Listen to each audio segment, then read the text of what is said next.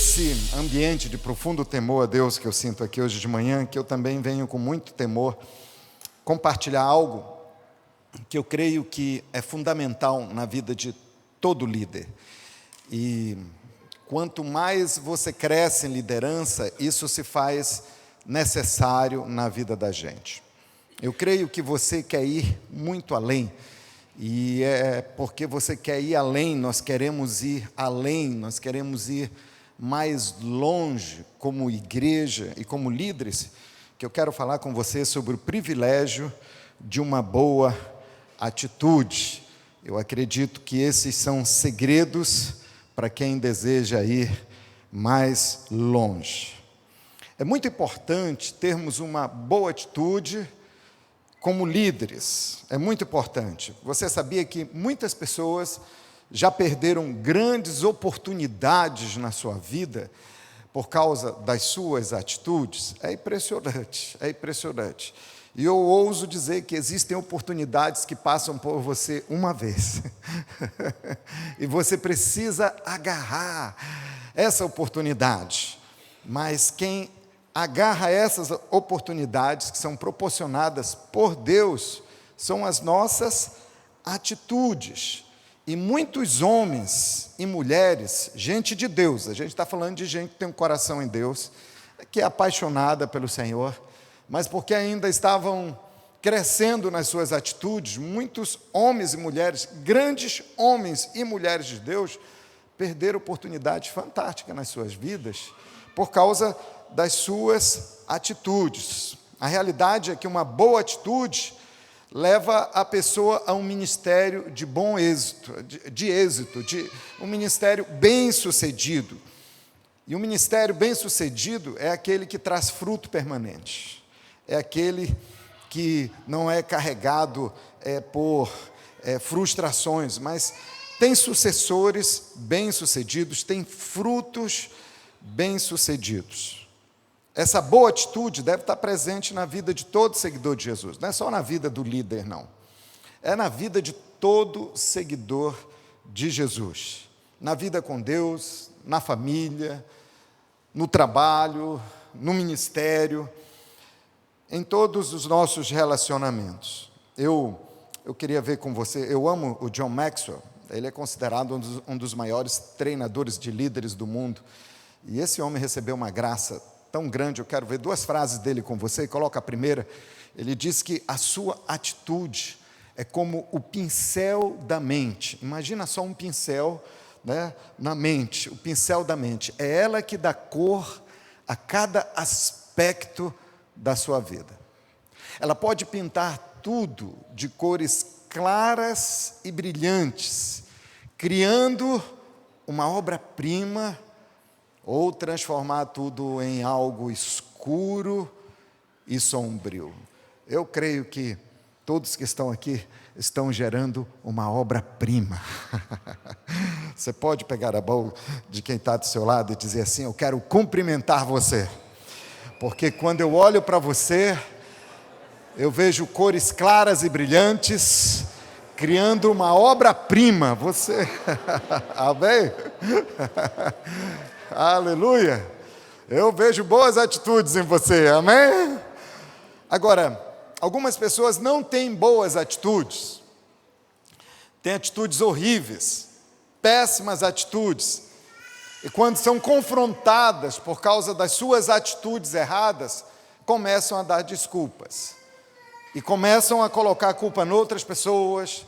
Em algumas situações, às vezes diz: é porque você não nasceu onde eu nasci, você não teve uma infância como eu tive, você não teve os pais que eu tive, você não foi criado na pobreza como eu fui criado, ou você não cresceu no meio de um ambiente hostil, você não sofreu abandono, você não foi rejeitado, você não tem a sogra que eu tenho, né? É uma jararaca, leva para sua casa, vê se ela não te pica por lá. A pessoa vai colocando culpa por causa da liderança abusiva que eu tive no passado. Então começa a colocar eu não tive a educação que você teve. começa a colocar culpa nas circunstâncias, nos ambientes e nas pessoas. E o próprio John Maxwell, ele fala o seguinte, adianta aí, olha o próximo, ele diz que o que mais importa não é o que acontece comigo, mas o que acontece em mim.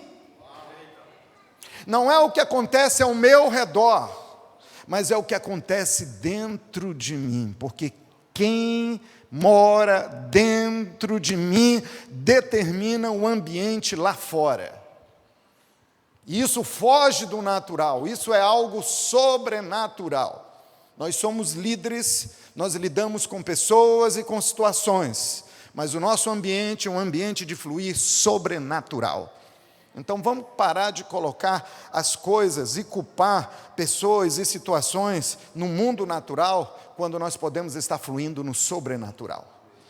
Então, queridos, isso é muito precioso. E eu gostaria de me deter em algumas áreas que eu considero que são muito importantes na vida de um líder.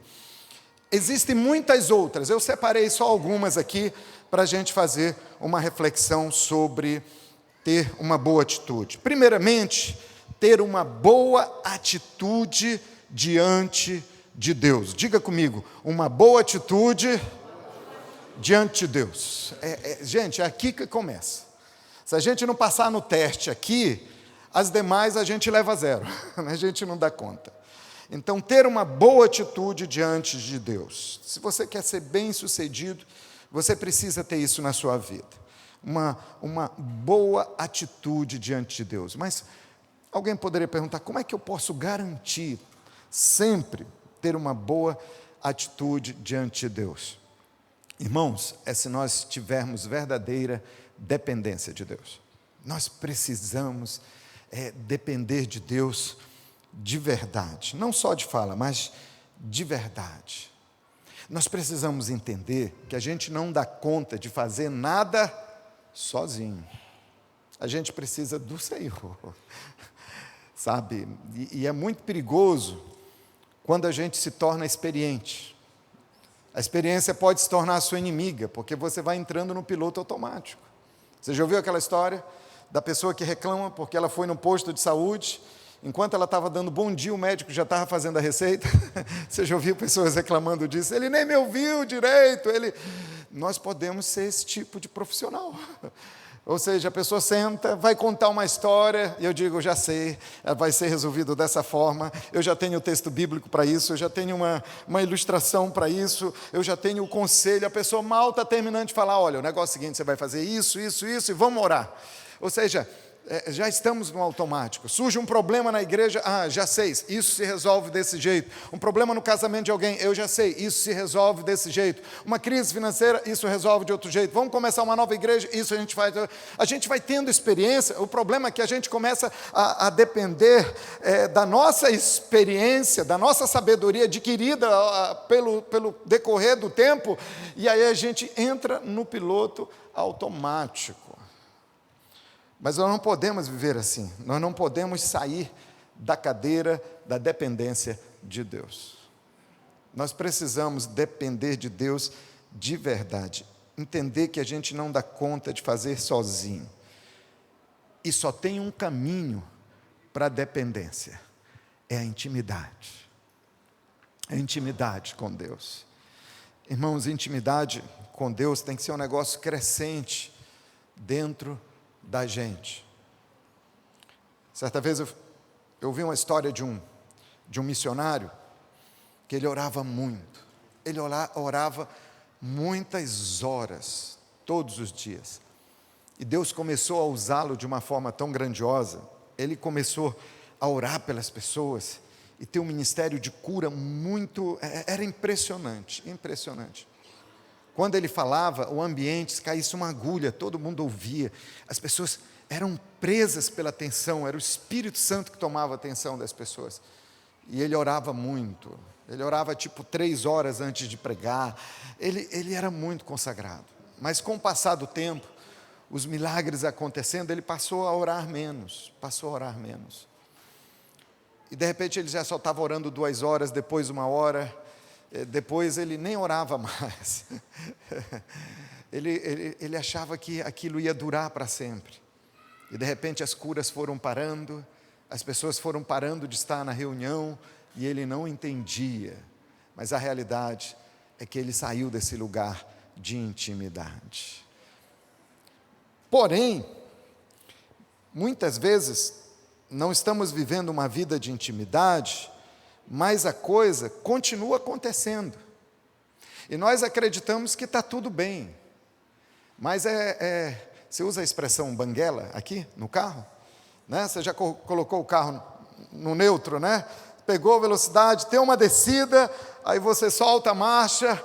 Os carros atuais, né, automático, a gente não faz isso. Mas eu me lembro, eu tinha um Fiat Uno, eu gostava de fazer isso, né? Para subir, né, a gente tinha um modo turbo, né? Eu dizia para as crianças, né, era uma subida, eu dizia, ativando o modo turbo, eu desligava o ar-condicionado e acelerava o bichinho, 1.0 subia, mas quando chegava lá, eu acelerava, aí eu ia na banguela, aquilo era emocionante. Você já teve um 1.0 no vidro elétrico assim, tem esse lado é até mais musculoso, de tanto subir e descer ali aquela manivela.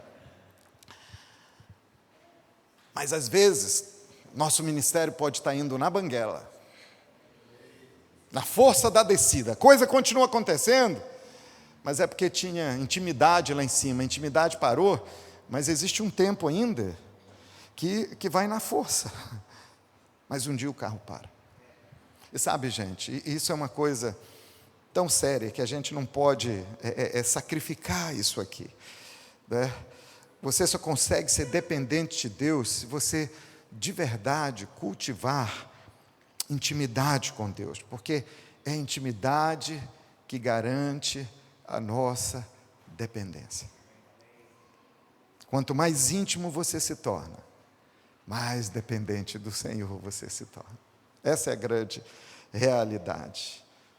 É quando você recusa depender de si mesmo, de tentar fazer as coisas à sua maneira, para fazer a maneira de Deus.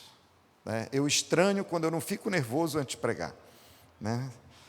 Sabe? Com o tempo, era para isso nem acontecer mais. Né? Mas, quando a gente sente um pouco de insegurança, um pouco de temor, quando a gente sente um certo nervosinho, é porque nós precisamos depender de Deus e nós estamos dependendo de Deus, nós precisamos depender de Deus. Diga não, sabe, ao modo remoto, mas diga sim à dependência de Deus. Depender de Deus sempre, diga comigo, depender de Deus sempre.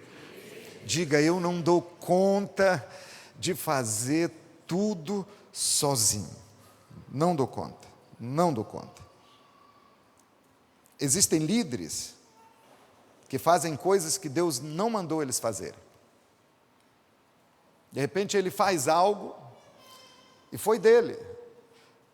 É que no desespero de ver a coisa acontecendo, você já esteve desesperado para ver a coisa acontecendo? Quem teve, levanta a mão.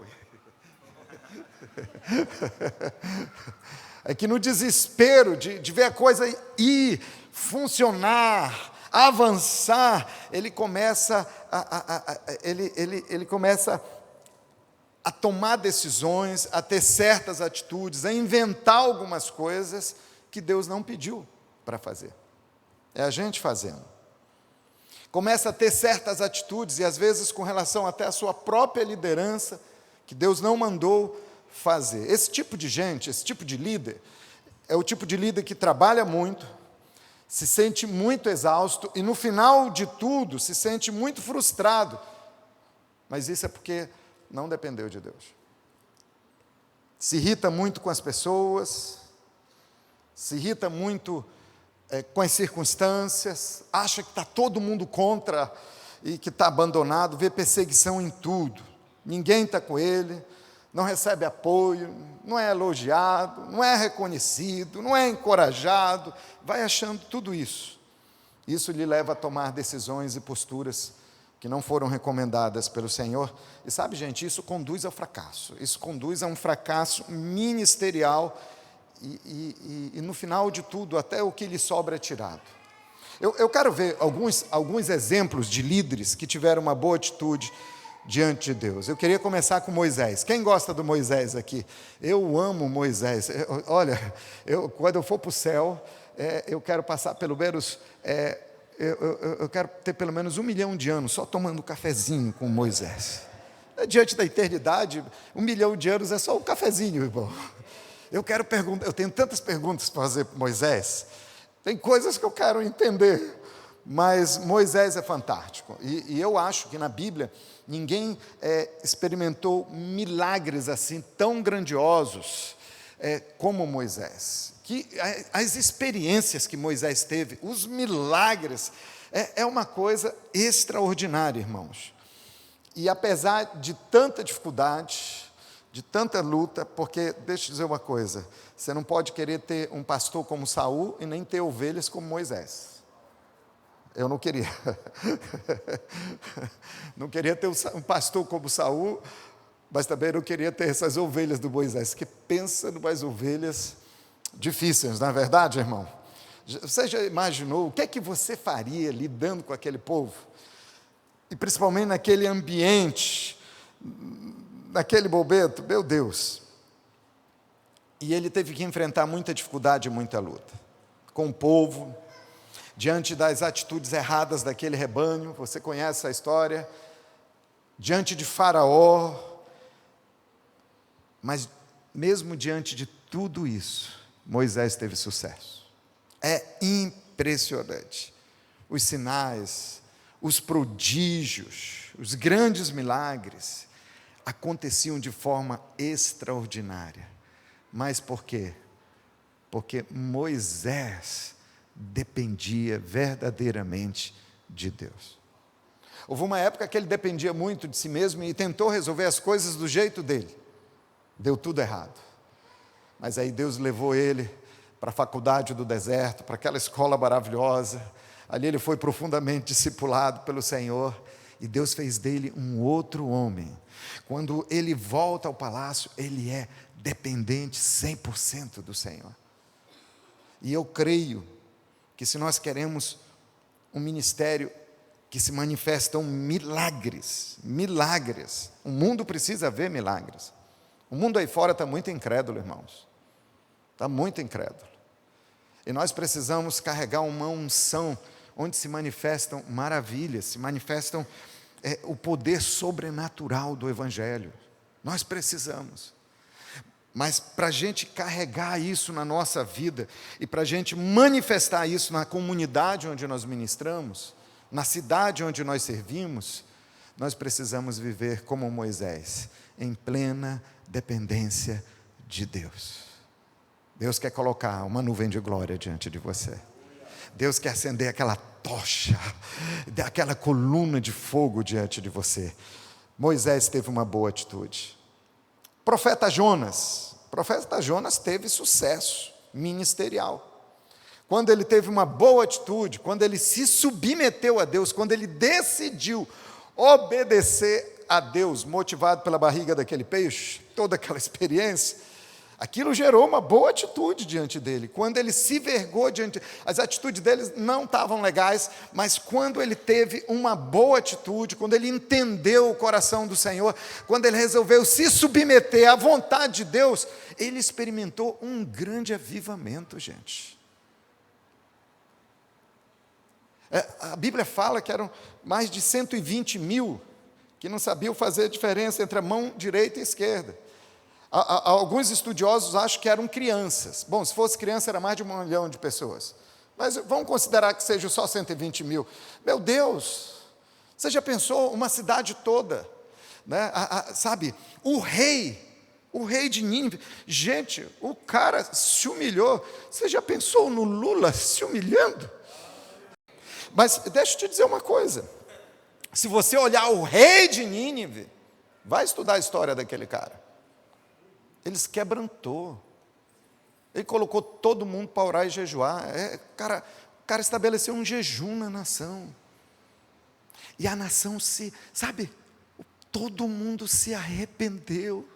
se humilhou, buscou o Senhor, Deus deu um novo começo naquele lugar. Mas isso foi gerado por causa de uma boa atitude na vida do profeta.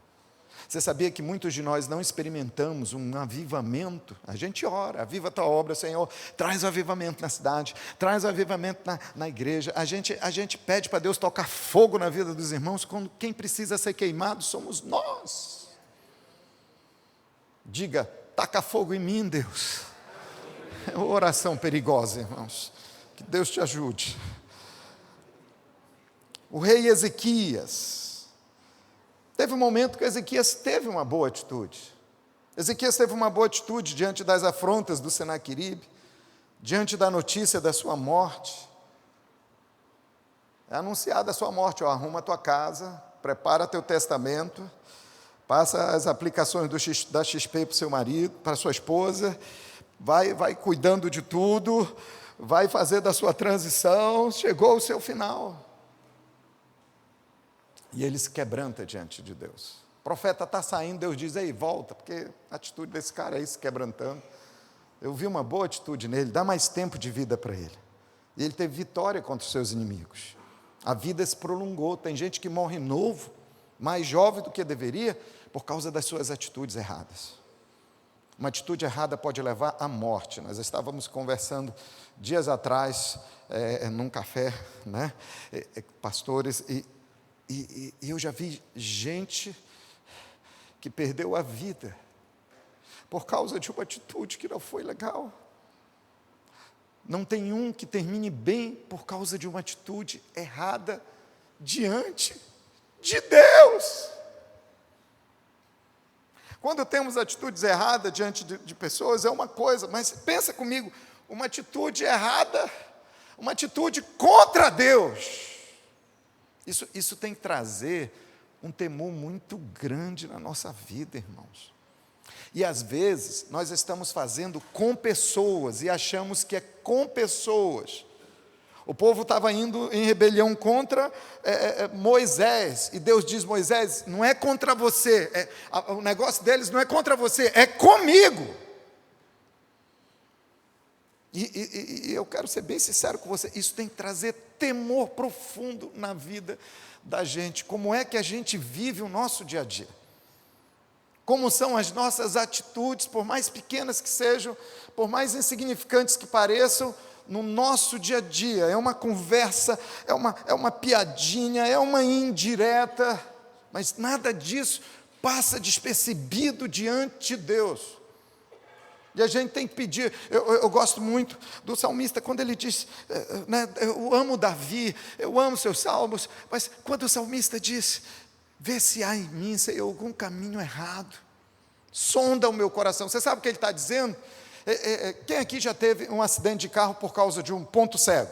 Você dobrou e não viu que tinha alguém ao lado. Eu já bati meu carro por causa disso, e eu fiz isso com uma Hilux nova, e me deu um prejuízo alto. Me deu um prejuízo alto, eu tive que pagar o conserto do meu carro e o conserto do dele. E sabe, mas era um ponto cego. Eu estava apressado, eu tinha que ir em casa, voltar para a igreja, cortei e na hora de dobrar, eu olhei aqui não tinha, o meu carro não tinha aquela visão 360, e eu olhei, não tinha ninguém, eu dobrei, e quando eu vejo, eu dobro colado numa Hilux.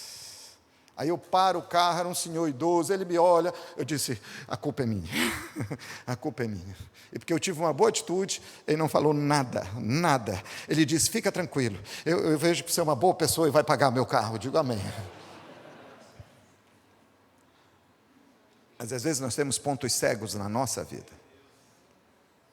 É coisas que nós não conseguimos enxergar. É aquele tipo de coisa, igual, má atitude às vezes é que nem mau hálito, irmão. Quem tem, não sente, não percebe. Às vezes só a mulher da gente que consegue mostrar isso para a gente. E a gente fica raivoso e não tem uma boa atitude com a esposa. Tem coisas que a gente não vê, só a mulher da gente vê. Tem coisa que a gente não vê, só os nossos discípulos verem. E tem coisa que a gente não vê e a igreja vê. São nossos pontos cegos. E ali em Salmos ele está dizendo, Senhor, me mostra os meus pontos cegos. para que eu evite acidentes que podem destruir a minha vida.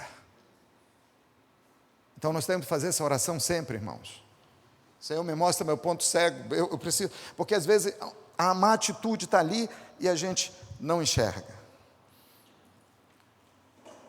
Outro exemplo que eu tenho é da minha liderança.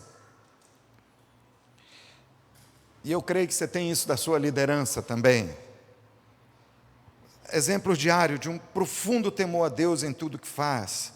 O cuidado de agradar a Deus, de glorificar a Deus, disposto a sofrer qualquer prejuízo, mas que a igreja não sofra, que o reino não sofra, que o nome de Jesus não seja escandalizado, não seja envergonhado, em todas as áreas. Isso tem impactado muito a minha vida. São tantos exemplos, e a realidade, irmão, é que a Bíblia está repleta de exemplos de homens e mulheres que tiveram uma boa atitude diante de Deus, e eles prosperaram em seus ministérios. Se tem uma coisa que nós líderes queremos é ter ministérios bem-sucedidos. A gente quer ter sucesso no ministério da gente. A gente quer ver crescimento no ministério da gente. A gente quer ver o vento soprando na vela do ministério da gente. Mas nós também temos exemplos de pessoas que tiveram uma má atitude e perderam excelentes oportunidades. E nós não somos melhores com eles. Deus deixou isso na Bíblia para a gente aprender com os erros deles, para a gente não errar também. Eu quero usar as mesmas pessoas. O primeiro exemplo é do Moisés. Chegou um momento que Moisés não teve uma boa atitude. Êxodo 17, versículo 6, Deus falou para Moisés ferir a rocha. Você lembra dessa história? Queremos água, Deus vai e fala, Moisés, bate na rocha. Mas quando você olha Números, capítulo 20, versículo 8, Deus falou, Moisés, agora você vai falar a rocha. Você vê que uma vida de boa atitude, de obediência a Deus, vai aumentando o nível da graça, da unção e dos milagres. Porque antes tinha que ter um esforço, tinha que bater, agora era só liberar a palavra. E que palavra era? Não era do Moisés, era de Deus. Porque Moisés falava aquilo que vinha de Deus. E era só falar a rocha. Mas você conhece essa história. Moisés vai e bate na rocha 2 vezes. 2 vezes. Foi o sentimento de ira, um sentimento de indignação contra aquele povo que não era fácil. Eu acho que eu ia bater, dar o sol na rocha, bater a cabeça de um bocado deles. Mas isso roubou o lugar da dependência de Deus na vida do Moisés. Você já viu aquela situação que a mãe está no supermercado com a criança? E o menino, aquele garotinho, 360 volts ali, ele vai pegando as coisas, ele vai passando, vai na prateleira e vai jogando no carro. E a mãe vem atrás, tirando a prateleira e devolvendo tudo. E ela diz, para. Aí ele faz um escândalo tremendo, porque ele quer chocolate, ele gosta de chocolate. Ele encheu o carrinho de chocolate e a mãe vai tirando. E ela tem uma hora que ela chega com o menino e diz, tu quer chocolate? Quer? Aí ela pega um bocado, abre dentro do supermercado, abre a boca. Aí ela esfrega chocolate na cara dele. Toma chocolate! O conselho tutelar não passa por ali. Quer água? Quer? Então, toma água.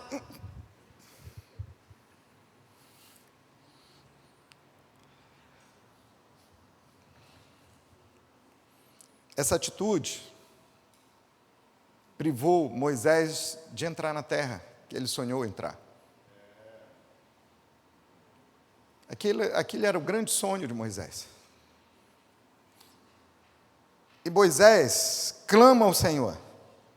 Moisés diz, me perdoa, Senhor. Moisés diz, Deus diz, tudo bem, te perdoo, você não vai mais entrar. Moisés chega e diz, Deus, deixa eu entrar. Deus diz, não, Moisés. E Moisés diz, Deus, para aí. Deus, olha só, eu dediquei a minha vida toda a isso. Eu enfrentei o faraó, eu aguentei essa turma, andei no deserto, orei, jejuei, ofertei, sacrifiquei, doei casa, doei carro, sabe, eu comprometi a minha saúde, eu deixei de ter tempo com a minha família algumas vezes por causa disso, eu fui tão abnegado, esse é o sonho da minha vida, essa é a grande realização, eu me doei tanto, essa é a grande causa da minha vida, por favor, não, Deus! Você sabe o que Deus fala para Moisés?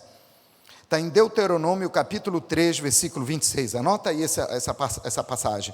Deuteronômio 3, 26. Você sabe o que Deus falou? Deus disse: basta, Moisés, não me fales mais neste assunto. Esse texto me traz um profundo temor. Você sabe por quê? Eu nunca vi Deus dando um basta para ninguém. Você já viu Deus falando isso com alguém? Deus disse: ei, para, basta! Minha mãe falava assim também comigo. E ela tinha, porque a minha mãe, ela pegava, você sabe como é que eu fui criado? A psicologia da minha mãe, a coisa mais maravilhosa que tem, é uma mãe nordestina. Eu me lembro que a gente ia jogar bola, e o nome do local que a gente jogava bola, era tudo menino de 10, 9 anos, 11, era o Campinho Amarelo, nosso campinho, na rua. A rua não era asfaltada, e tinha um terreno abandonado, que nós fizemos umas traves, capinamos, só que a terra era amarela, era um barro amarelo, era o campinho amarelo. E eu me lembro que naquele dia a minha mãe saiu para trabalhar, mas ficou minha avó, que fez isso com ela aprendeu com a minha avó. Aí eu fui na fonte, Raiz. A vovó Raiz, ela disse: você vai estudar. Eu tranquei a porta, pulei a janela e fui jogar bola. Quando eu voltei, eu não consegui voltar pela janela. E aí eu entrei pelo quintal, direto para o banheiro, e ficou as minhas pegadas amarelas. Minha avó, olha a psicologia da vovó, ela vai no quintal, e tinha umas vassouras de varrer quintal, que era de cipó. A minha avó vai lá e pega aquele instrumento, e puxa só um cipó, e sabe, gente, eu não sei, veio ali um espírito de Rambo na minha avó, não sei o que foi. Ela entrou, arrombou a porta e saiu dando flap, eu nu, tomando banho, flap, todo ensaboado. E no outro dia, eu passei 2 dias sem ir na escola, de tanta marca. E eu não sou traumatizado, eu estou aqui hoje como pastor por causa da minha vovó, da psicologia da minha avó. Tem gente que precisa de muita cipuada. Mas a cipuada tem que vir depois de pequeno, porque quando é maior, dói mais. Tem que ser uma cipuada maior. E hoje Deus está falando com a gente, você não precisa levar cipuada, você precisa aprender a ter uma boa atitude. Porque senão chega uma hora onde Deus diz: basta, não fala mais sobre isso. É quando nós levamos Deus a um extremo. Nossas atitudes podem levar Deus a um extremo. E aí a gente não entende porque certas coisas se desencadeiam na vida da gente.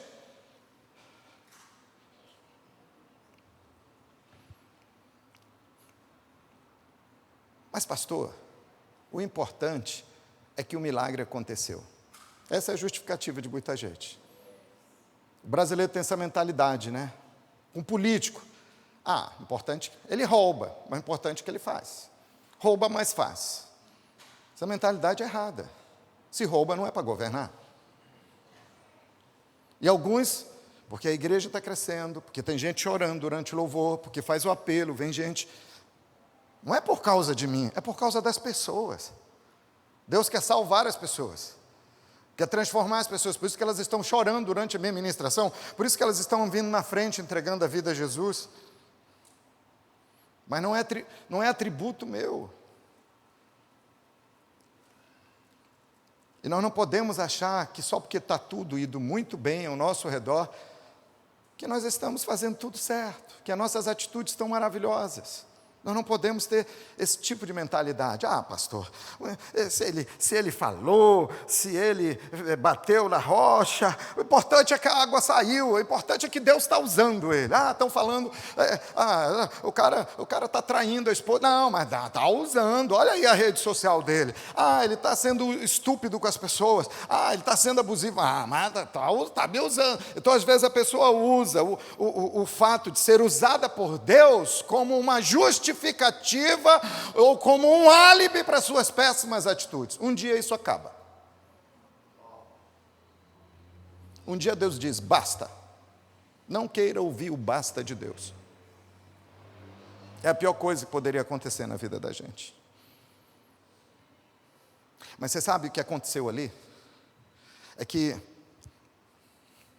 a Bíblia fala em Salmos, Deus fala que Moisés não glorificou o nome dele diante do povo. Porque quem era Moisés? Moisés era o representante do povo. Então tudo que Moisés fazia, o povo dizia, é Deus mandando Moisés fazer. O povo olhava para Moisés e dizia, Moisés é um reflexo do coração de Deus, da palavra de Deus, representava Deus. As pessoas nos veem dessa mesma forma hoje. Ele é líder lá na igreja, então ele é um representante de Deus, sacerdote, né? Embaixador. Nós somos, gente, e quanto mais líderes nós somos, mais as pessoas nos enxergam como representantes de Deus. Isso tem que trazer muito temor na vida da gente. E a gente está passando um momento muito difícil, como povo evangélico. Tem muito escândalo acontecendo por aí. E agora, gente, tem as redes sociais. A coisa se espalha. Qualquer briga, vai para a internet. Qualquer escândalozinho, vai para a internet. Qualquer atitude errada, vai para a internet. Isso vai causando incredulidade, endurecendo o coração das pessoas com relação à igreja no Senhor Jesus. E nós não podemos fazer isso, nós temos que representar Deus bem. Eu amo aquela declaração que tem lá em Atos, que diz que a igreja contava com a simpatia de todos.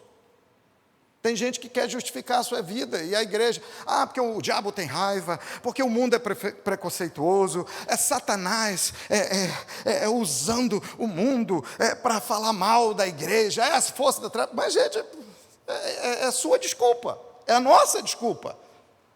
Mas a Bíblia fala de uma igreja tomada pelo Espírito Santo, conduzida pelo Espírito Santo. Essa tinha simpatia de todos. Eu quero concordar em fé, que ninguém vai ficar falando mal da gente, que ninguém vai ficar falando mal da sua igreja, mas que nós vamos ter a simpatia de todos. As pessoas vão olhar e vão dizer, Deus se manifesta naquele lugar, só pode ser Deus naquele lugar, só pode ser Deus na vida daquele líder, só pode ser o Senhor na vida daquele pastor. É isso que a gente precisa. Então Moisés não representou a Deus como ele deveria representar. É por isso que Paulo fala em 1 Coríntios 9, 27, Paulo diz, mas eu esmurro o meu corpo e faço dele escravo, para que depois de ter pregado aos outros, não seja eu mesmo desqualificado, não venha eu mesmo a ser reprovado. Depois de falar tanto para os outros como deveria ser, sobrou para mim, porque eu não vivi o que eu preguei. Por isso que eu te digo que eu estou falando sobre isso aqui, mas é com muito temor. Jonas, sua má atitude lhe roubou um avivamento. Por quê? Deus tinha planejado o avivamento ali em Nínive, mas ele resistiu. O achismo dele. Muitas vezes nós não conseguimos entender exatamente o que Deus quer fazer. Mas quando nós não entendermos, nós precisamos ter a boa atitude de buscar mais a Deus e de se humilhar. Sabe, irmãos, tem hora que tem que parar. Diga, parar. Tem hora que você tem que parar com tudo. Quando você não está entendendo o coração de Deus ou o coração da sua liderança, é tempo de parar com tudo. Parar com o quê? Parar de verdade. Está trabalhando? Para. Está no ministério? Para. Está de férias? Para. E tira um tempo. Eu aconselho muito. Às vezes vem pastores comigo conversar, pastor, estou numa crise com o meu líder, estou numa crise com a igreja. Eu falo, para. Parar como? Arranja um canto, deserto, um sítio, um lugar qualquer, e fica ali 2, 3 dias só na água, meu irmão, buscando a Deus e dizendo, Deus, tira os meus pontos cegos, Deus, me ajuda a entender esse processo, Deus, não me deixa ser um rebelde, Deus, por favor, estou aqui desesperado, Senhor, eu preciso desesperadamente de Ti, mas Deus, eu quero ter uma boa atitude diante de tudo esse turbilhão que eu estou vivendo. Se humilhar diante de Deus. Deus vai falar com você. Se a gente não parar, a gente não desce do altar da prepotência, da autossuficiência, de achar que somos nós, e pronto, eu.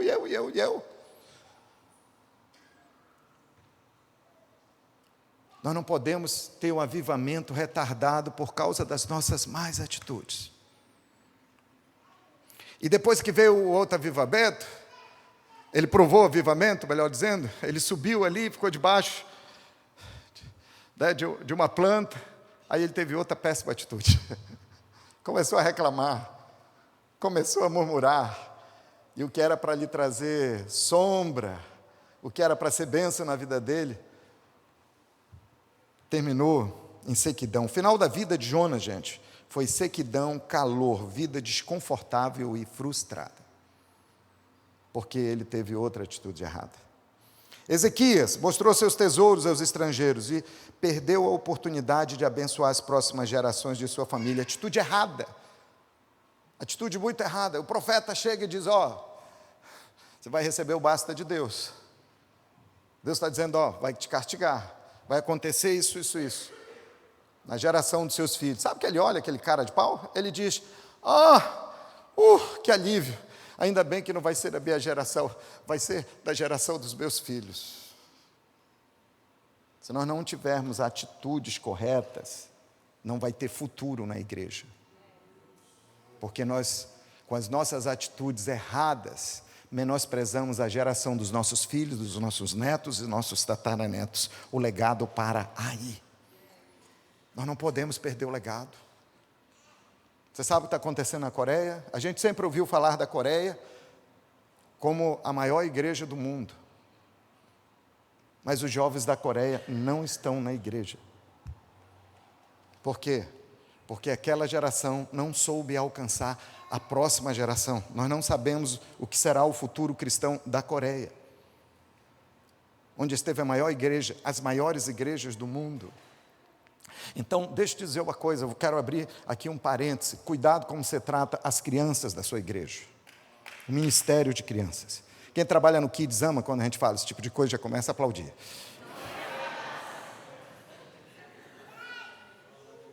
Ouça o seu líder de adolescentes. Tome as dores dele para você. Porque eu já vi muito líder de adolescente dizendo, eu falo com o pastor, eu clamo pastor, não tem apoio, não tem isso. Olha, para a gente comprar uma Coca-Cola para tomar no final, é um negócio, é um desespero, é uma burocracia, é muito difícil, não tem som, não tem sala para reunir, não tem mídia para colocar um slide no telão, e assim preenche toda a agenda. Quando faz a agenda da igreja, não chama a gente, quando tem que fazer algo novo, é a nossa reunião de adolescente que é cancelada, e aí...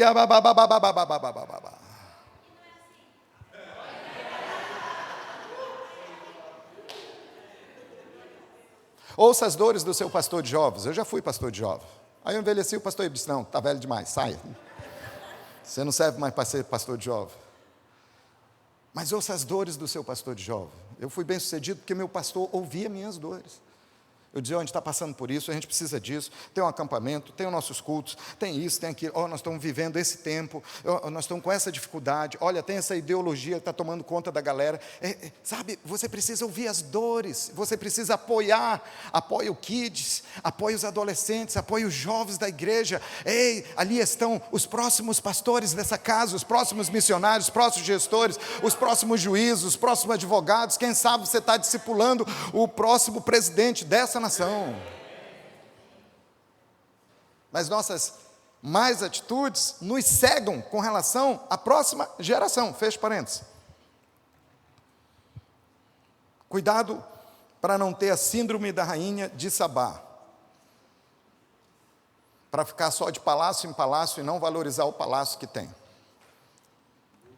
Às vezes o insucesso é inimigo da dependência, porque está tudo bem, aí a gente vai deixando aquilo subir para o coração, para a cabeça da gente, e sai da dependência de Deus.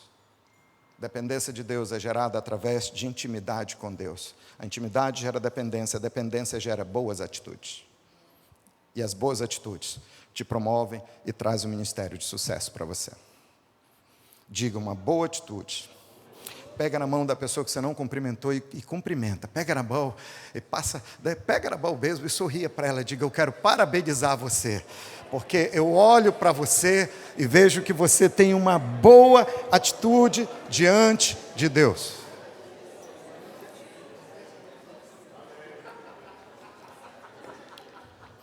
Você pode aplaudir para eu pensar que você está gostando? Segundo, uma boa atitude diante da sua liderança. Todos nós aqui somos líderes, mas você sabe, você só vai ser um bom líder se você for um bom liderado. Você só vai ter êxito na sua liderança se você for um bom liderado. Você só vai ser um bom discipulador se você for um excelente discípulo. Então é necessário ter essa boa atitude. Às vezes nós queremos receber boa atitude dos nossos liderados. Nós exigimos muito dos nossos liderados, mas nós oferecemos muito pouco aos nossos líderes. Que atitudes são essas? Primeiro, uma atitude de submissão e quebrantamento. Coloca aqui o próximo, por favor. Adianta o slide, por favor. Isso. Primeiro, uma atitude de submissão e de quebrantamento. Um dia desse, eu vi uma história do pastor Josué Gonçalves, eu lembro sempre dessa postagem dele. Ele escreveu assim: quer conhecer um coração de um líder? Diz não para ele. Quer conhecer o coração de um líder? Diga não para ele. E eu começo por aqui. Como é que você recebe um não? Como é que você recebe um não? Vou contar uma história para você. Eu vi isso, é uma história muito conhecida, está no livro do John Bevere, Debaixo das Suas Asas. Quem já leu esse livro? Amém? Então, o excelente, anota aí, Debaixo das Suas Asas, compre esse livro. Eu vou dar um spoiler de uma história que tem lá dentro, só que eu quero até mostrar para o autor do livro que eu melhorei a história dele. Eu dei uma enfeitada, mas a história é a seguinte, né? A história é a seguinte, tem um líder de jovens, líder como nós aqui. E aí ele está com a galera jovem programando um luau. Você sabe o que é o luau, né? 16 violões ao redor de uma fogueira, queijinho assado, né? Aquela coisa legal, aquelas tochas ao redor de todo mundo. E a gente começa tipo 10 da noite, vai até as 3 da manhã, aquela coisa com a galera. Aí termina a reunião, aí ele diz, tudo bem, está tudo combinado, esse fulano faz isso, faz aquilo, planejou tudo. Aí ele diz, seguinte, está 99% certo aqui. 99 sabe por que eu não estou dizendo 100%? Porque eu quero pegar a permissão do nosso pastor. Olha o desgraçado, ele dá 1% para o pastor dele. Aí ele chega lá com o pastor, e aí pastor, tudo bem? Tudo bem, você sabe que eu visto a sua camisa, né pastor? Uma vez eu estava viajando na Latam, e era aniversário da Latam, tinha revista comemorativa, eu acho que era 30 anos da Latam, e eu li um depoimento do comandante mais antigo da Latam. Ele dizia, eu não visto a camisa da Latam, eu tenho a Latam tatuada no meu peito. Eu digo, meu Deus, olha o nível de compromisso. Mas tem gente que chega e diz, estou vestindo sua camisa, só que a camisa está pelo avesso. A gente tem que vestir a camisa do jeito certo, amém?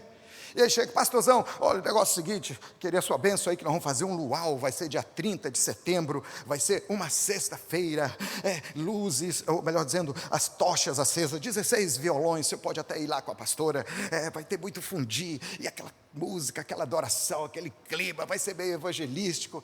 E o pastor olha e diz, deixa eu dizer uma coisa, há 5 semanas atrás nós fizemos uma reunião aqui, e você viajou. Lembra que você viajou, você chegou, pastor, eu assumi um compromisso de pregar numa igreja. Olha só, o famigerado, ele assumia uma agenda sem consultar o pastor. Eu assumi de pregar numa conferência numa igreja, e o senhor me libera da reunião de pastores da semana. Sabe aquela reunião oficial que o pastor toda semana reúne? O senhor me libera? Ele diz, poxa, mas por quê? Pastor, me perdoa, eu vi que o senhor estava muito ocupado, viajando, e aí eu nem pedi permissão ao senhor, porque eu conheço o seu coraçãozão, o senhor abre essa exceção. Aí ele diz, olha, mas da próxima vez, pega a permissão comigo, aquele pastor é meu amigo, eu não quero que ele passe um perrengue lá, então vou te liberar para você ir.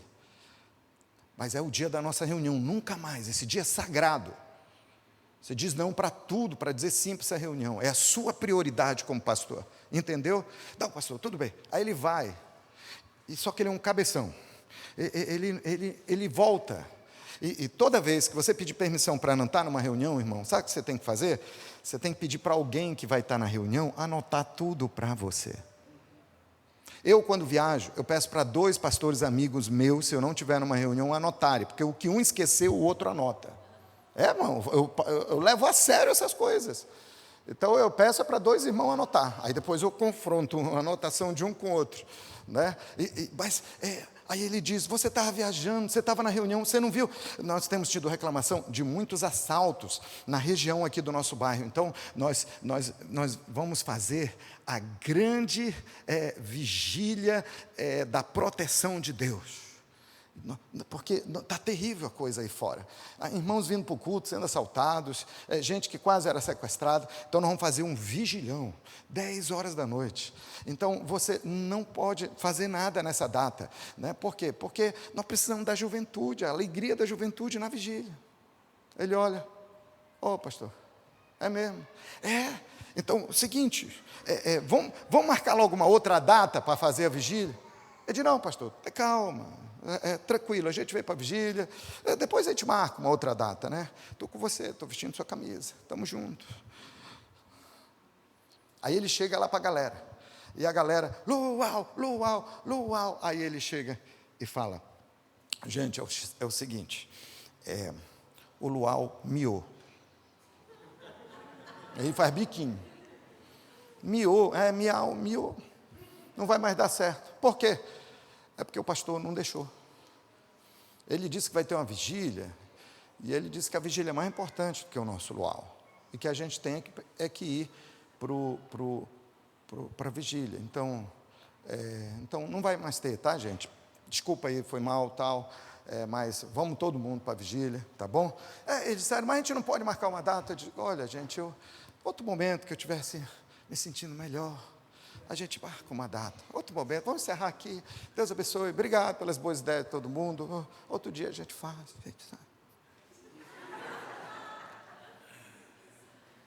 que você acha de um camarada desse? Vai receber, basta. Pastor, qual a atitude correta? Meu pastor, me perdoe, porque eu falhei, eu não anotei as coisas da reunião. E outra coisa, antes de falar com eles, era para eu falar com o senhor primeiro. Pastor, estou pensando, eu não levei a ideia para a turma, mas o que você acha? Você abençoa a gente fazer um luau? Mas não, ele acertou com a turma, depois voltou com o pastor. Me perdoa, porque na realidade era para ter 2 pessoas anotando as coisas da reunião. Na verdade, não era para ele viajar no dia da reunião. Falou, cara, queria muito estar aí no seu evento, mas é o dia de eu estar com o meu pastor, na nossa reunião. Você está entendendo? Para mim, minha liderança, meu irmão, se a minha liderança disser, vamos comprar a Rede Globo, eu digo plim, plim.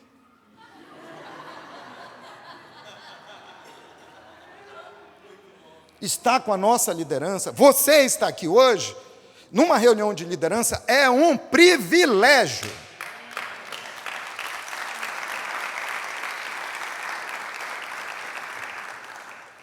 A gente não pode estar trocando a liderança da gente por sopa de lentilha. A gente tem que valorizar esse negócio. Deus me colocou aqui, eu sou um líder, eu vou, sabe, é sangue no olho, é o coração na ponta da chuteira. É o coração na ponta do cajado. A gente tem que viver isso com responsabilidade, intensidade, valorizar o privilégio que Deus nos dá.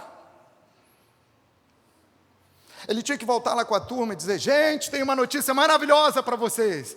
É sobre o luau, é sobre o luau. Deixa eu dizer, primeiro, antes da notícia, deixa eu dizer, nós temos que dar graças a Deus pela vida do nosso pastor. Quero um aplauso aí para o nosso pastor, aplaude o nosso pastor, e todo mundo, Mas qual é a notícia? A notícia é a seguinte, deixa eu te dizer, nós temos um pastor fantástico. Sabe por quê? Porque ele nos livrou da gente fazer uma besteira. Que besteira? Gente, primeiro, eu quero pedir perdão a vocês, porque antes de marcar o luau com vocês, eu devia ter conversado com o pastor. Eu viajei, eu confesso todos os pecados, né? Que eu não anotei a coisa da reunião, que eu viajei quando devia ter. Me perdoe, eu não fui bom exemplo para vocês, mas deixa eu te dizer, o pastor Ele nos livrou de nós perdermos a vigília que vai ter.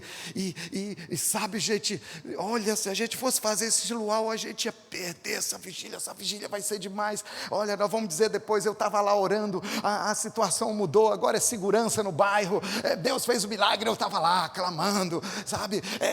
Olha, o luau, não vamos marcar outra data aqui, vamos olhar a agenda aqui, vamos sugerir, ver umas 3 datas que a gente possa levar para o pastor, mas, sabe, e tal, mas nós vamos para a vigília, gente, e o nosso pastor, olha só, ele livrou a gente de perder essa bênção, imagina você ficar fora desse avivamento, aí todo mundo diz, é mesmo, poxa, e tal, aí ele quando termina tudo, diz, não, volta aqui de novo, sabe, você sabe o que o pastor falou de vocês?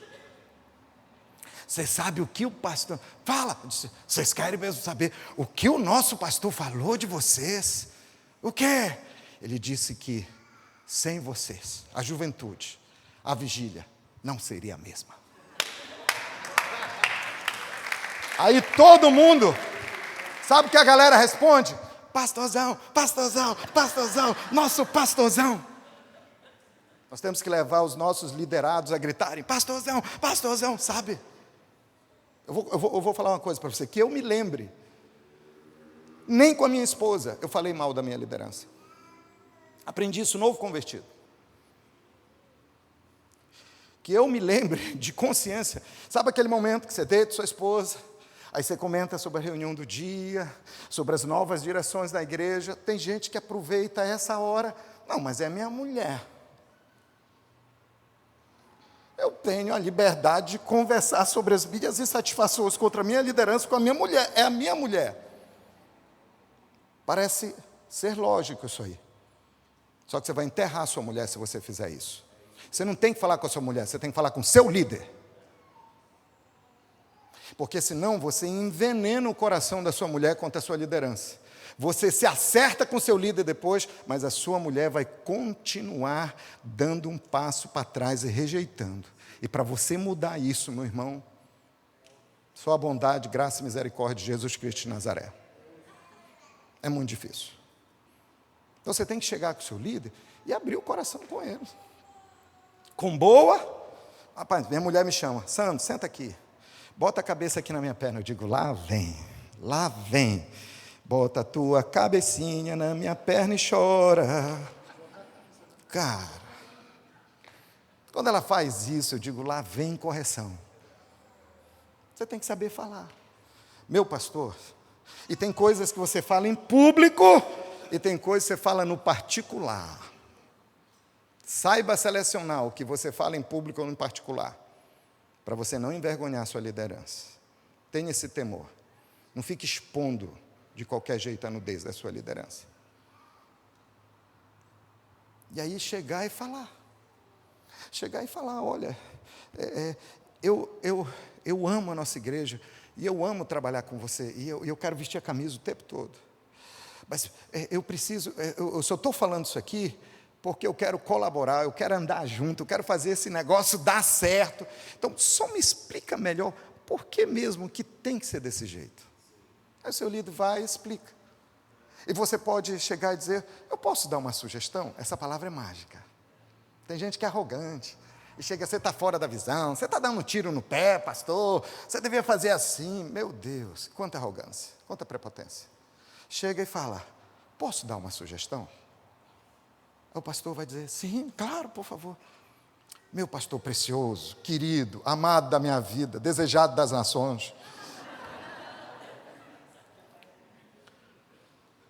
Porque uma coisa é a situação, uma coisa é a pessoa. Nunca misture a situação com a pessoa. Seu pastor é amado. Aí você chegou, eu queria dar uma sugestão. Você já parou para pensar? Olha só, leva ele ao campo imaginário. Você já parou para pensar, se a gente fizesse assim? Não seria legal? Desse jeito, sorrindo. Aí o pastor, muitas vezes ele vai dizer, meu Deus, você é demais, não foi ficar nem sangue que te revelou esse negócio. Sabe, meu Deus, rapaz, eu não tinha pensado nisso. Obrigado, na próxima reunião nós vamos mudar tudo. Mas vai ter vezes que ele vai alegar, Não, mas eu acredito que é melhor por causa disso. Aí você fala, meu pastor, e se a gente fizesse assim? E se você já pensou nisso? Ele, sim, tal. Chega uma hora que ele diz, olha, muito legal suas sugestões, mas eu orei muito por isso, eu tenho plena convicção de que o caminho é esse. E aí você tem que dizer, yes, eu já abri meu coração. Só tem um segredo aqui. A gente não sai torcendo para dar errado. Porque tem gente que é igual aquela criança, né?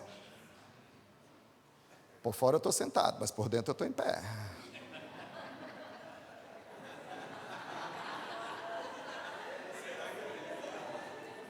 Amém, pastor, vai dar certo então, vai dar certo. Mas lá dentro ele sai, esse negócio vai dar errado, ele vai quebrar a cara, ele vai ver. O tempo mostra todas as coisas. E dá errado. E ele, yes, eu não disse. A Bíblia diz que o verdadeiro amor não se alegra com a injustiça. Então, o que é que tem que fazer? Líder maduro, líder que quer ser usado por Deus, que tem temor a Deus, diz para si mesmo, eu penso diferente, mas é o meu líder que colocou diante de mim, e ele diz que ele está ouvindo o Senhor, então eu vou inclinar o meu coração para concordar em fé com ele, de que esse jeito que ele está querendo, que eu achava que não era o melhor, é o jeito certo, e eu vou fazer de tudo, vou derramar sangue, suor e lágrima, para esse negócio também dar certo. E se der errado, eu vou chorar junto com ele. Nunca vou dizer, olha que eu avisei. Atitude de submissão, quebrantamento. Como é que você reage quando você é corrigido? Você é uma pessoa que pode ser corrigida? Você pode ser corrigida? Você gosta de correção? Você é o tipo de pessoa que chega em casa, amor, tem uma benção para contar o que foi. Meu líder me deu uma chamada, hoje é uma coisa gostosa. Você sai de casa dizendo, ai, tomara que eu seja corrigido hoje. Ai, isso é tão... É terrível. Principalmente quando o líder é aquele que diz assim, eu não sei porque você agiu assim, porque você não é assim. Eu digo, meu pastor, esculhamba comigo, bate em mim, mas não fala desse jeito não, que é sem anestesia. Eu te conheço, você é amoroso, por que você agiu tão rispidamente com aquela pessoa? Você é um homem tão verdadeiro, mas por que você não falou a verdade? Por que você não foi transparente? Eu me lembro que eu tinha um costume de colocar a culpa nos outros. Meu líder chegava comigo, meu pastor chegava comigo, Sandro, tal coisa não deu certo, Sandro. Aí eu dizia, tá, a culpa é do baterista. Sabe aquele cara que fica lá, pá, só quer aparecer? Eu avisei e tal, ele que deixou aquele negócio lá em cima, perto do púlpito, a culpa é dele. Santa, é o cara lá da mesa de som, tá vendo aquela turma que fica só conversando ali, ó, tem duas janelas ali atrás, o pessoal do slide, o pessoal da luz, o pessoal do som, esse pessoal fica só conversando na hora do culto, a culpa é deles, é culpa deles, espírito de Kiko, gentalha. E eu me lembro que uma vez ele me chamou no gabinete dele, era embaixo do palco, assim, um palco era bem alto, e lá no fundo do corredor, o gabinete dele, ele chamou, Sandro, vem cá, eu digo, pronto, meu chefe, diga lá, tamo junto.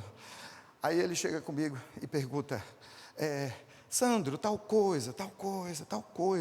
Aí eu coloquei a culpa numa pastora, inclusive essa pastora está no céu agora.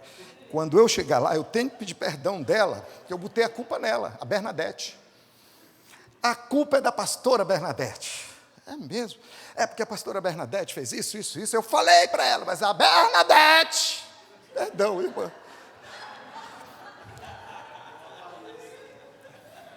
Foi a Bernadette, tá bom, tá legal?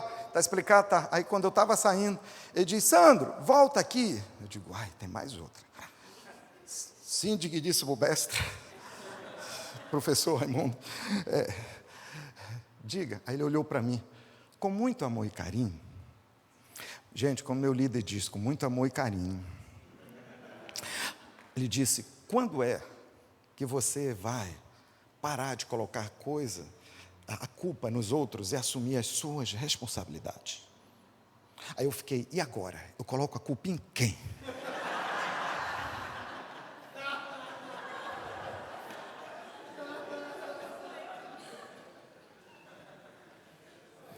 Aí eu converti. Eu falei, você está certo. Você está totalmente certo, eu faço tanto isso, pelo amor de Deus, me ajuda. Eu não consigo assumir minha culpa. Isso é tão difícil, me cobra. Não passa a mão na minha cabeça, me ajuda, me ajuda. E ele me ajudou, me corrigindo. Meu pastor antes tinha uma agenda. Ele anotava tudo na agenda. Quando sentava, eu disse, sobre minha agenda, eu tinha meu pai do céu. Naquele dia, naquela reunião.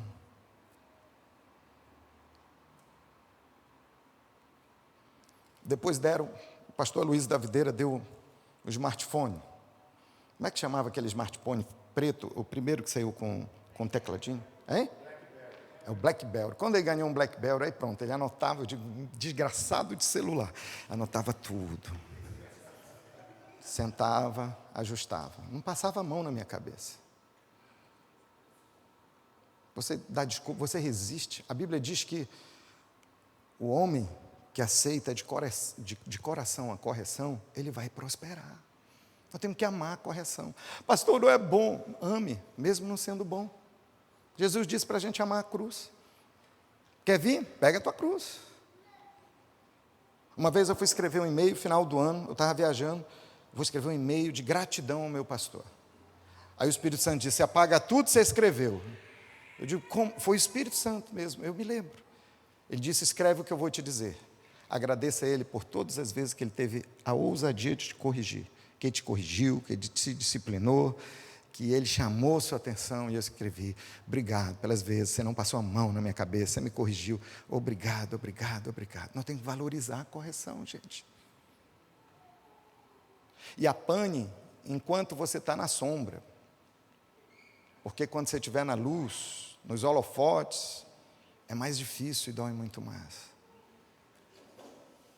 Então, sabe, gente, isso é uma coisa, se nós queremos ser líderes que vão além, a gente tem que ter um coração quebrantado para receber correção.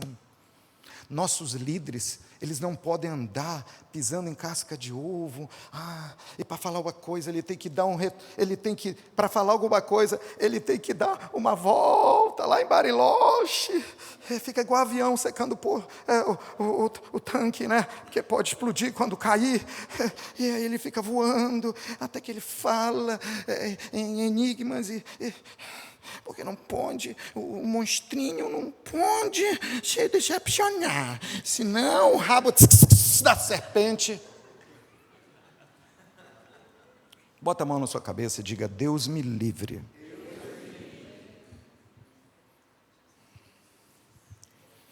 Uma atitude, defender a sua liderança. Defender a liderança. Sabe, tem gente que muda de opinião sobre a liderança de uma hora para outra. Chega um endemoninhado, conta uma mentira, e por mais que seja verdade. E o endemoninhado vem, irmão, é só para a gente orar pelo nosso pastor. Mas o que você acha disso? Olha o que o pastor falou. Olha o que ele decidiu. Olha a decisão. Ele ainda diz que é o presbitério, mas eu acho que é a decisão dele. Você acha mesmo que aquela cor é boa para a igreja? Você acha mesmo que a fachada ficou boa? Aí você acha mesmo, aí essa campanha de evangelismo, e a forma como faz o culto. Uma coisa terrível. É mesmo, nunca tinha pensado sobre isso. Ou então ficar calado.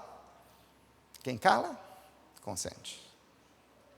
Querido, você está entendendo errado o coração do nosso pastor. Você tem que conversar com ele. Senta com ele, ele vai te ouvir. Ele é tão humilde, tão quebrantado, que eu saiba isso na verdade. Mas se for, ele é o primeiro a pedir perdão. Vai lá. Não, eu não tenho coragem.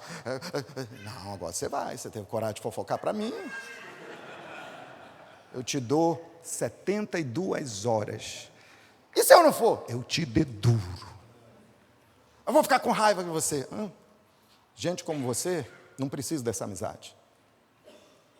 Então, sabe, a gente tem. Agora, sabe qual é o problema? Às vezes nós conseguimos fazer com quem está acima da gente, mas não conseguimos fazer isso com quem está no mesmo nível da gente.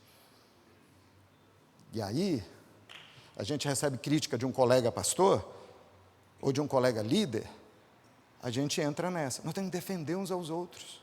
Não é, pastor, quer dizer que a gente vai encobrir os erros dos outros? Não, não é isso que eu estou te dizendo. Mas eu quero levar a pessoa a refletir. Será que é isso mesmo? Mateus 18, vai lá, você contra o seu irmão. Vai lá, conta para o seu irmão e fala para ele que ele está errado.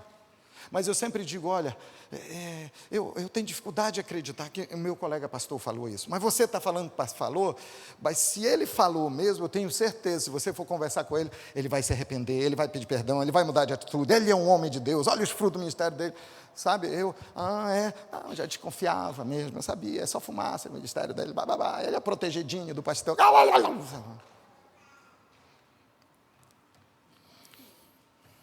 Uma atitude de apoio à visão dos seus líderes. Nós precisamos apoiar a visão que Deus dá à nossa liderança.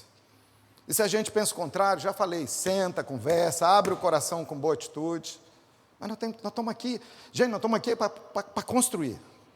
Nós estamos aqui para fazer a coisa avançar. Nós estamos aqui não é para fazer gol contra, não, é para defender e golear e sair como campeão. É assim, gente. Deus te colocou nesse time para jogar contra o outro time. Você não está aqui para fazer gol contra. Eu não estou aqui para fazer... Sabe, eu estou pregando, eu estou sentado junto com você aí. Uma atitude de valorização da sua liderança. Pastor, eu preciso só de 5 minutos para terminar, por favor. Me perdoe, pastor Djalma, me perdoe. Eu pago o seu almoço hoje. Coma algo barato. Atitude de valorização da sua liderança. Valorize a sua liderança. Sua liderança não pediu para eu falar isso com você. Eles só falaram coisa boa de vocês. Vocês são muito bons. Eles só falam bem de vocês. O time de pastores, os voluntários, os membros da igreja, é todo mundo generoso, é todo mundo cheio. Eu estou com inveja.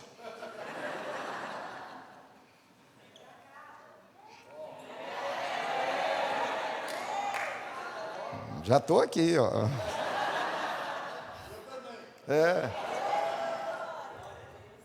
Parabéns, viu, por esse time maravilhoso. Mas valorize. Quando foi a última vez que você deu um presente ao seu pastor? O dia do pastor, eu dei uma gravata. Nem gravata pastor usa mais hoje, gente. Caneca. Gravata. Meia. Cueca. Rapaz, tem umas coisas, né? Eu tenho um império das canecas, gente. É uma coisa assim. Eu dou tanta caneca. Tem uma época que era perfume. Eu já saía de casa, porque eu ganho tanto perfume. Sabe que eu cheiro mal? Era tanto perfume. Você chega, eu vou te dar o segredo. Você chega com a esposa do pastor. Você diz, pastor, eu queria dar um presente. O que eu posso dar que vai marcar a vida dele? Mesmo que seja uma coisa simples. Eu não tenho muito dinheiro. Mas uma coisa, o que você acha que é uma coisa singela? Né? Então ela diz, sabe o que ele está precisando? Ele está fazendo muita live. Ele queria um negócio daquele que prende o celular e tem uma luz. Ele disse que ele vai comprar um. Aí eu vou segurar ele, você compra e dá. Pastorzão, para suas lives. O importante é a atitude realmente, é de você lembrar. Minha mãe, eu amo minha mãe, no dia das mães e no Natal eu dou presente. Ela merece em outros momentos também. Mas sabe, gente, aniversário do meu pastor. Você sabe o que eu fazia? Você sabe o que meus colegas faziam, pastoreio? Gente, aniversário do nosso chefe. O que a gente vai fazer maior do que o ano passado? Aí a gente ficava conversando, chamava o pastor André e dizia, pastor, nós estamos armando um negócio. Ela dizia, isso é loucura, não faz isso que ele não vai gostar. E isso. Aí a gente fazia uma surpresa. Era honra.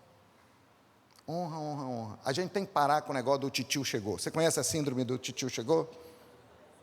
Você já recebeu um tio em casa? O tio passa uma vez por ano.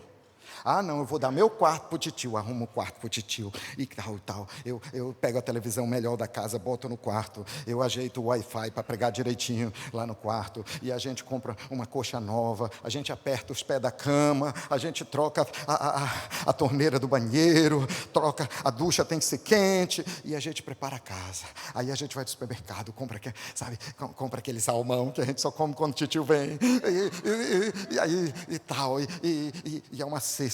Quando o titio chega, tem uma cesta de chocolate e o bilhete, e vamos passear com o titio. Não está errado fazer isso com o titio. Cuide bem do titio. Eu também sou titio, então cuida bem. Mas e o papai?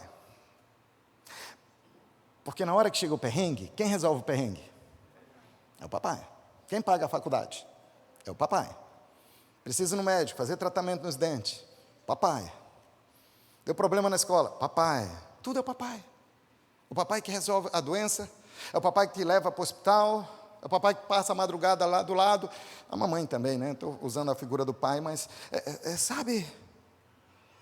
Então vamos parar com essa história de só servir o titio. Vamos honrar o papai. Estou falando da nossa liderança. Você entende isso? Às vezes nós fazemos só os que são de fora. Mas o que eu estou fazendo para aquele que cuida da minha família, que me pastoreia no meu dia a dia, que são os meus pastores? Vamos acabar com a síndrome do titio. Atitude de valorizar a liderança. Primeira vez que eu viajei com o meu pastor foi para ir na Lagoinha. Ele ia pregar uma conferência de célula. Ele disse: Sandro, eu posso levar um acompanhante? André, não vai? Eu quero levar você. Eu digo: sério? Eu vou para Lagoinha? Lá no meio da Amazônia, no interior do interior, lá em Santarém, no Pará. Diante do trono estava em alto. Eu digo: eu não fiquei animado que eu ia viajar com ele. Eu fiquei animado que eu ia viajar para ver o Diante do Trono. Ana Paula, André Valadão, ai, Nívia Soares, ai. E o Diante do Trono nem cantou. Primeiro dia, chegamos do hotel para a igreja ministrar, aí depois sai para jantar, pastor, conversa, está tarde, madrugada, já está um caindo para o outro, não, só mais uma coisa, conversa, aí vamos para o hotel. Chega no hotel, meu pastor diz: Sandro, vai, usa o banheiro. Ficamos num só quarto, a cama dele num canto, numa extremidade, a minha no outro, e aí... Importante a gente deixar essas coisas, é claro, hoje, né? E aí... ele disse: Sandro, usa o banheiro, por favor. Eu digo: não, honrando o meu líder, né? Não, a honra é sua. Primeiro você usa o banheiro. Ele disse: não, ainda vou desarrumar minha mala, vai lá. Vai, sério, vai lá. Aí eu fui, tomei banho e tal, deixei o banheiro enxutinho. E aí eu fui. Aí ele disse: pode dormir. Aí ele apagou as luzes e foi tomar banho. E eu estava tão cansado, eu já estava pegando no sono, quando eu escuto um barulho. Tec! Ele já tinha tomado banho. E esse barulho, tec, era ele acendendo o abajur. Aí eu olhei, abajur. Ô, querido, você acordou? Me perdoa, eu não queria acordar você, mas deixa eu te dizer, eu tenho um costume, eu não posso passar um dia sem tirar pelo menos 1 hora com Deus. E ontem nós viajamos o dia todo, pregando, e chegamos tão tarde, então eu preciso pelo menos de 1 hora com Deus. Então, você não importa de eu ficar só com esse abajurzinho ligado? Olhei para ele: não.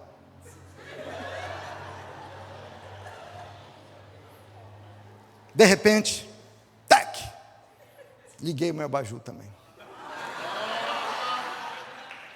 Aí ele pegava a Bíblia, não aplaude não, irmão, segura a onda aí. Ele pegava a Bíblia e fazia xalap, xalap, xalap. Peguei minha Bíblia e fiz o mesmo som, xalap, xalap. Ele tinha mania de orar andando, sabe? Então lá no cantinho ele começou, eu levantei lá no meu cantinho também, de repente ele fez aleluia. Aí eu disse: glória a Deus. Ele parou. Eu acho que ele ficou com pena de mim, e para mim dormir, e parou. Aí alguém diz, me perdoa a expressão tão popular que eu vou usar aqui: puxa saco, quer fazer uma média. Nananina, não. Eu estou aprendendo a tirar tempo com Deus como meu líder faz. Eu estou colhendo as pérolas que Ele libera ao longo do caminho. Deixa eu dizer uma coisa, sua liderança anda liberando pérolas. Eu fico observando minha liderança, a forma como trata a esposa, como educa os filhos, como corrige os filhos, como resolve problema na igreja, a integridade. Certa vez ele pegou uma caneta emprestada de alguém e terminou a reunião, ele ficou: de quem é essa caneta? De quem é essa caneta? Uma caneta Bic, daquela, sabe, mordidinha, sabe aquela de 1900 antigamente, sabe, só tinha 2 dedos de tinta. Aí um irmão corajoso, meu Deus, levanta a mão e diz: pastor, deixa de besteira. Você vai perder tempo com essa Bic aí, que você não sabe de quem é, procurando o dono, não vale nem 7 centavos. Ele olhou e disse: irmão, kubuita boi, caride, se eu não for fiel nessa caneta que não vale 7 centavos, como é que Deus vai me confiar as grandes riquezas do seu reino? Eu digo: yes, toma-lhe, desgraçado. Mas eu aprendi também com a história. Você valoriza as pérolas que a sua liderança libera? Eu imagino que sim, senão você nem estaria aqui hoje de manhã. Vamos ficar em pé. Nós vamos orar.